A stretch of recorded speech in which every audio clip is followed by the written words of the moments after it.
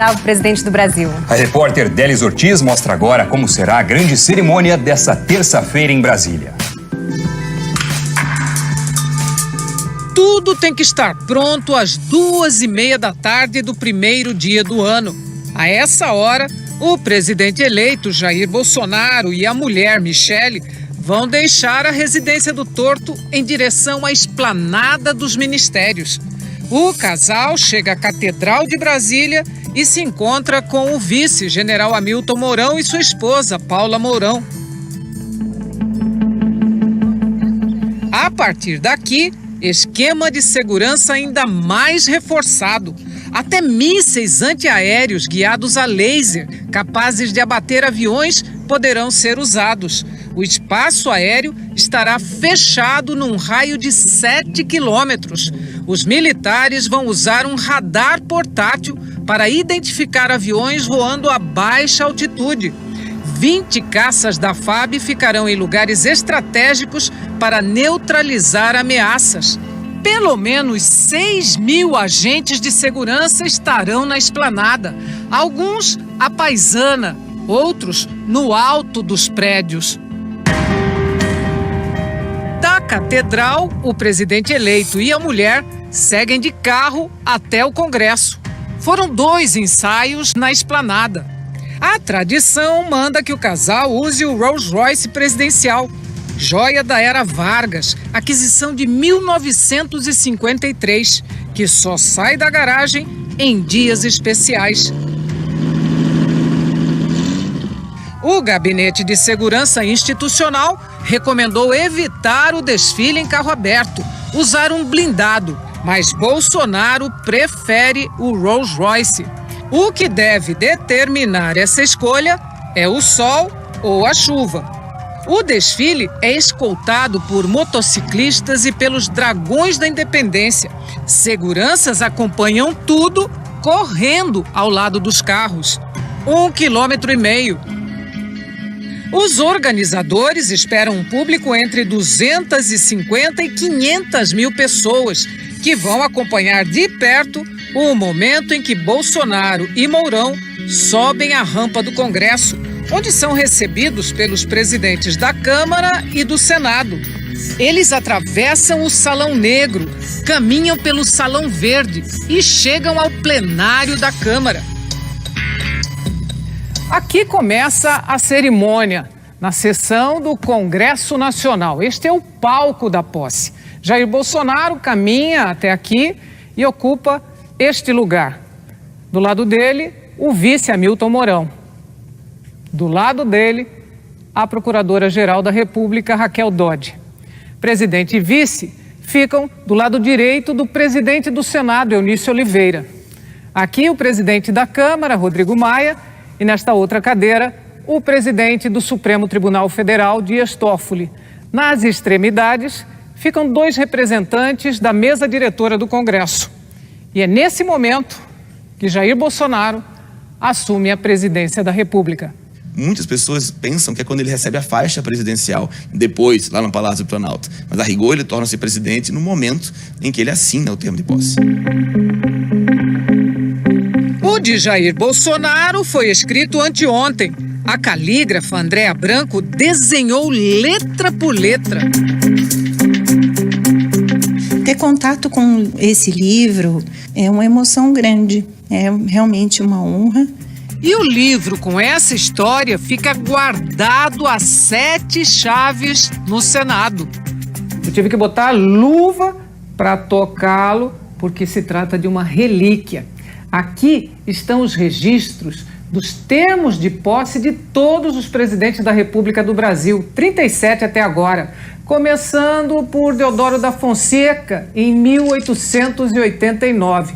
Mas este é o 2º volume da história. Começa com Café Filho, que assumiu o cargo logo depois do suicídio de Getúlio Vargas em 1954. E aqui, lá no meio, tem um termo de posse que chegou a ser lavrado e nunca foi assinado. É o de Tancredo Neves. Outro detalhe interessante é o juramento propriamente dito. é igual para todos ao longo da história. Prometo manter, defender e cumprir a Constituição, observar as leis, promover o bem geral do povo brasileiro, sustentar a união, a integridade e a independência do Brasil. Feito o juramento, chega a hora de o novo presidente discursar. Quanto tempo Bolsonaro vai falar? Ninguém sabe. E varia mesmo. Fernando Henrique Cardoso usou 29 minutos. Luiz Inácio Lula da Silva, 43. Dilma Rousseff, 39. Michel Temer, que tomou posse no plenário do Senado, não discursou. Entre os convidados estarão 12 chefes de Estado e de governo, 3 vice-presidentes e 11 chanceleres que confirmaram presença. Na saída do Congresso, o hino nacional é executado enquanto canhões disparam uma salva de 21 tiros. Em seguida, o já presidente Jair Bolsonaro passa a tropa em revista. Próxima parada, Palácio do Planalto. E o carro vai até lá pela contramão. Mas, claro, no dia não haverá trânsito. Para o público, o ponto alto da posse é quando os novos presidente e vice sobem a rampa do Planalto. Na porta do palácio, eles são recebidos por Michel Temer e os 3 seguem para o parlatório. É ali que Temer entrega ao novo presidente a faixa presidencial e sai de cena. A faixa é de seda verde e amarela, um símbolo do poder, com o brasão da República, diamantes e detalhes em ouro. Tudo estabelecido por decreto em 1910. E ali do alto mesmo, Jair Bolsonaro faz um segundo discurso, desta vez para o público presente na Praça dos Três Poderes. Bolsonaro e Mourão recebem cumprimentos das autoridades estrangeiras. Depois, os 22 ministros do novo governo tomam posse e posam com o chefe e o vice para a foto oficial. O último compromisso do dia é um coquetel no Palácio do Itamaraty.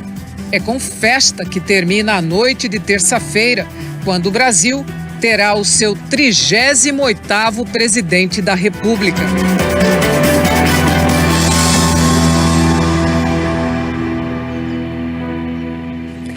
O futuro ministro do Gabinete de Segurança Institucional, general Augusto Heleno, comentou a promessa do presidente eleito Jair Bolsonaro de facilitar a posse de armas.